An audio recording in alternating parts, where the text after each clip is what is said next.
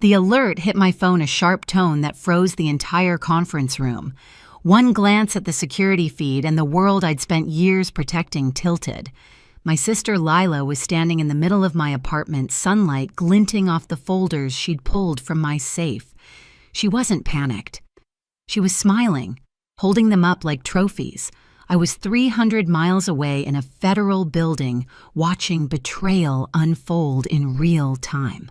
My badge hung around my neck, my pulse in my throat.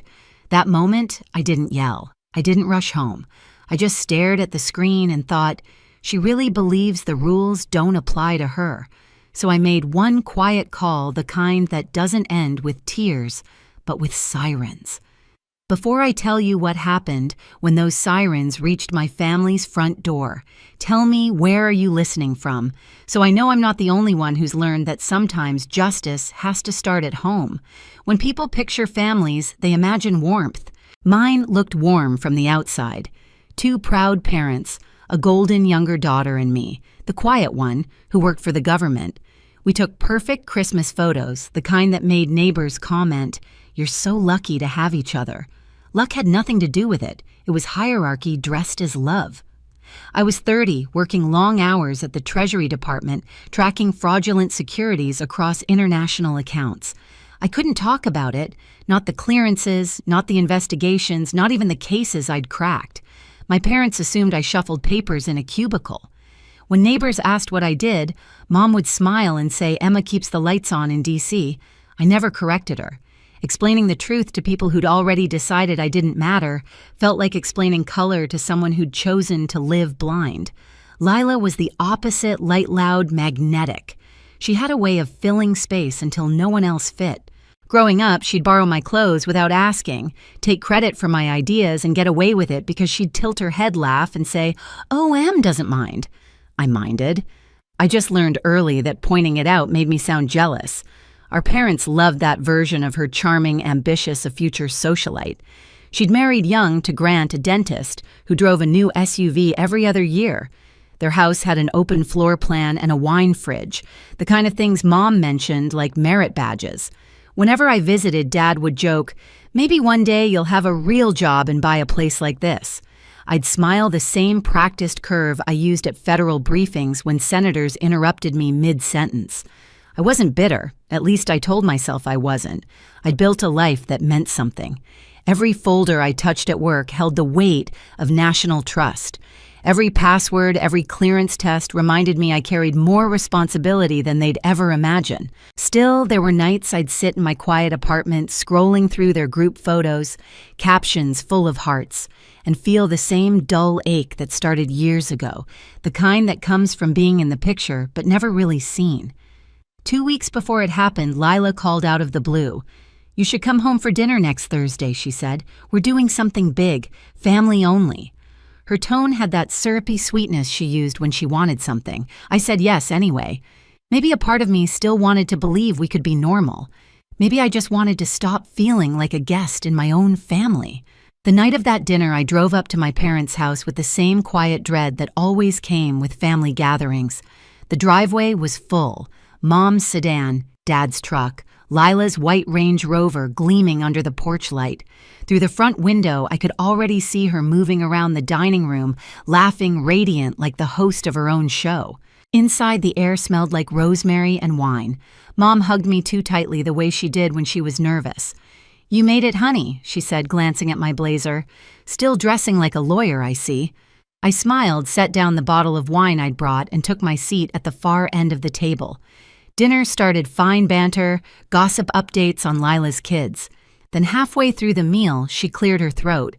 "I actually have some news," she said, eyes flicking toward Grant. "We've made a big investment, college funds for the boys, maybe even a lake house later." Dad beamed. "That's my girl, always thinking ahead." I raised an eyebrow. "Investment?"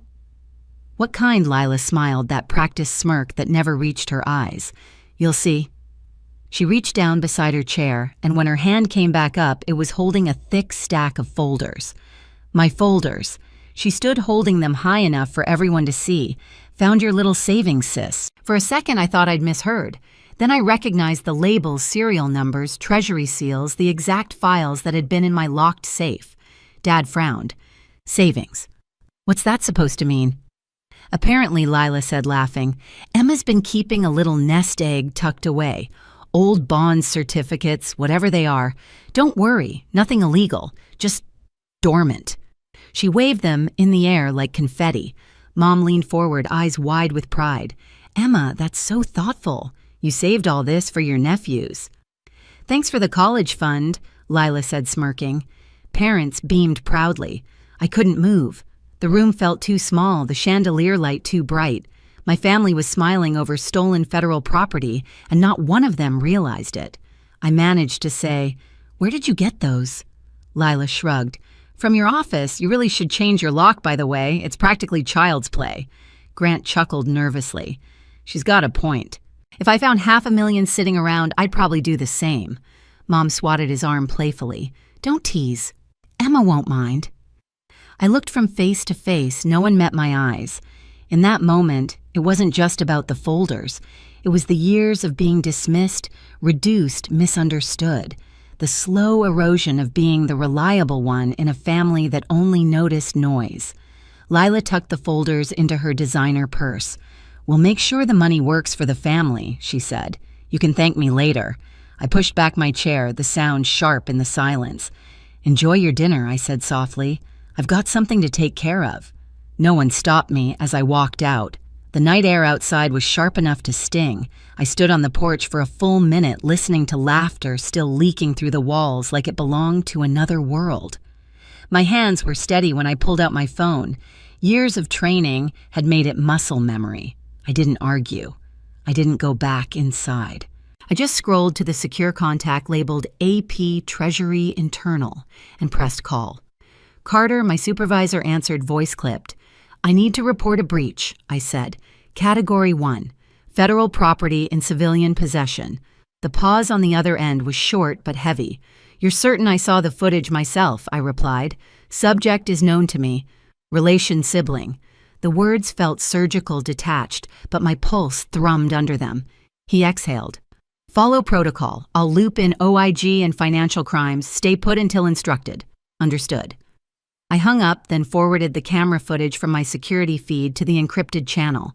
Lila's face filled the frame, smiling, picking the lock, lifting the folders. The proof was clean, undeniable. For the first time that evening, I took a deep breath. The cold bit through my blazer, but it grounded me. Inside, I could still hear silverware clinking, Mom's soft laugh, Lila's voice carrying that same sugary triumph. I whispered to no one. You really thought I'd stay silent forever. Driving home, the road blurred into streaks of red and white. My phone buzzed again. Special Agent Maya Torres from the Treasury Inspector General's office. Ms. Carter, we received your report. The bonds are now flagged in the federal database. A team will respond tonight. Copy that, I said. They're at my parents' residence. I'll cooperate in full. Her voice softened just a fraction. We know this isn't easy. It's necessary, I said. By the time I reached my apartment, the adrenaline had settled into something colder. I poured a glass of water, stared out at the city lights, and replayed the scene at dinner in my head. Their smiles, the casual betrayal. When I joined Treasury, I'd signed an oath, one that meant following the law above personal ties. I'd always thought it was a formality, something you'd never truly have to test. Until now. I checked the clock. 9:07 p.m. The response team would be on the move soon. In the quiet, I pictured the inevitable scene, the knock, the confusion, the realization. For years, my family had mistaken my silence for weakness. Tonight, they'd learn what silence actually meant. Before going to bed, I sent one last message to Agent Torres. I'll be at the residence in the morning to give my statement. Confirm when secure. Her reply came seconds later. Understood. Team en route now. I put the phone face down, exhaled, and let the weight of the choice settle. It wasn't vengeance, it was accountability. And by morning, the law would already be knocking on their door. The next morning, the news broke before sunrise. My phone vibrated non-stop, internal Treasury alerts, database confirmations, procedural approvals. The system had done what it was designed to do. The bonds were officially marked as stolen federal property. Their serial numbers had already triggered automated flags across every financial network in the country, but I didn't check the reports. I didn't need to. I knew exactly where the agents were going and exactly what they would find. By 7 p.m. that night, I was back in Philadelphia, pulling into my parents' driveway. The same Range Rover sat gleaming under the porch light, same laughter drifting through the dining room window. For a moment, I thought absurdly that nothing had changed, that the world could still rewind 12 hours. I knocked once and walked in. Dinner was already underway. Lila looked radiant again, dressed in something silky, her hair perfectly curled. Mom turned, startled. "Emma, we didn't think you'd come back. I had unfinished business," I said quietly, taking the seat across from Lila. Her smirk flickered but didn't vanish. "You cooled off yet? Look, if it's about the bonds, don't freak out." I talked to an advisor. He said they're basically antique certificates worth maybe 10 grand. We'll cash them next week, reinvest. "Stop." My voice cut through the table noise like glass snapping. "You're not cashing anything." Dad frowned. "Emma, honey, there's no need for that tone. There's every need I said. Those aren't antique certificates. They're bearer bonds issued by the United States Treasury. Federal Securities. Registered, tracked." Grant blinked. "Wait, federal." $500,000 worth, I said. "Stolen from a classified safe." The air went still. Even the clock in the kitchen seemed to hold its breath. Lila laughed too loudly. "You're joking." "I'm not." "Then what you think I stole from the government?" "From my own sister?" "I don't think I said." "I know. The footage is already in federal custody." Mom's hand trembled on her wine glass. "Emma, sweetheart, surely there's a way to handle this privately." She didn't mean she broke into a secure residence, bypassed an electronic lock, opened a safe, and took protected instruments. "That's not a misunderstanding." Lila's voice rose desperate. "They were just sitting there. You weren't using them. You never tell anyone what you do." "How was I supposed to know that's what clearance means, Lila?" I said. "You're not supposed to know." The sound that followed wasn't thunder, but it felt like it. A pounding knock shook the front door. 3 beats. Then a woman's voice. Treasury Inspector General opened the door. Every head turned toward me. I stayed seated. "That'll be for you." Lila froze. "You didn't." I said nothing. Dad pushed back from the table. "I'll see who it is." Before he reached the door, it opened to a group of agents in black jackets, Treasury OIG printed in yellow. At the front was Special Agent Maya Torres' credentials, outtone clipped and calm. "Evening. We have a federal warrant for Lila Whitman." Mom gasped. "What? This is absurd." Agent Torres's eyes didn't waver.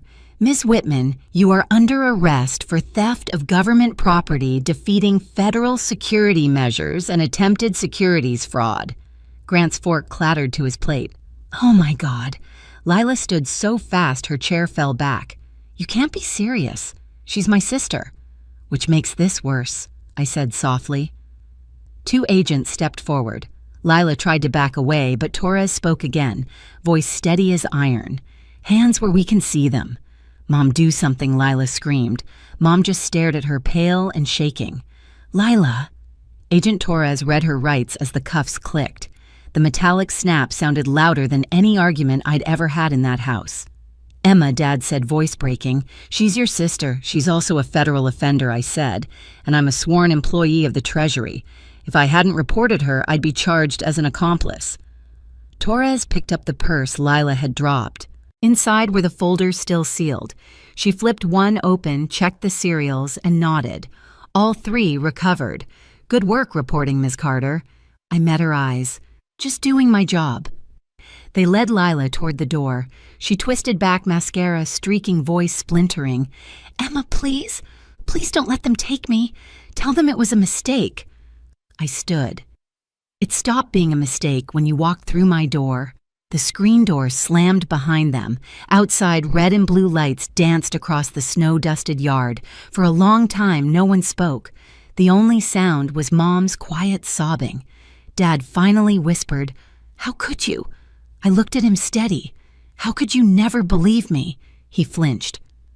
Uncle Joe cleared his throat, voice low but certain. "She did the right thing." Grant sank back, staring at his untouched wine. "Right or not, our lives are over." "No," I said, just finally honest. Torres reappeared at the door. "Missa, Carter, the bonds will be logged at headquarters tonight. We'll need your formal statement in the morning. I'll be there, I said. She gave a single nod, then disappeared into the night. I turned back to my parents. They looked smaller somehow, like the truth had shaved years off them. You wanted to believe she could do no wrong, I said. Now you can see what that costs. No one answered. When the sirens faded, I walked outside. The air was cold and raw. From the driveway, I could still see the reflection of the flashing lights disappearing down the road. I didn't feel triumphant. I didn't feel sorry. I just felt free, because for the first time, the silence in that house wasn't mine to carry anymore. The trial came faster than anyone expected. Within weeks, the footage from my apartment was entered as evidence, high definition, time-stamped, inescapable. Lila's face filled every frame, picking the lock opening, the safe lifting the folders with that same triumphant smile. Her defense attorney tried everything, claimed she thought the documents were family assets, that she didn't understand their value, but the serial numbers and internal records tore that argument apart. In court, I sat behind the prosecution table, hands folded back straight. I wasn't there out of revenge. I was there to finish what duty had started. When the verdict came, guilty on all counts, Lila sobbed so hard she could barely breathe. The judge's voice stayed calm as he read the sentence: 12 years in federal prison, $500,000 in restitution, $150,000 in fines. Mom cried quietly in the gallery. Dad stared at the floor, lips pressed white. Grant never showed up the last few days of the trial. He'd already filed for divorce. When the guards led Lila out, she looked over her shoulder at me one last time. I didn't look away. I'd already said everything I needed to by choosing to tell the truth. After the sentencing, I stepped outside into the pale winter sunlight. The courthouse steps felt endless, but each one lightened the weight I'd carried for years.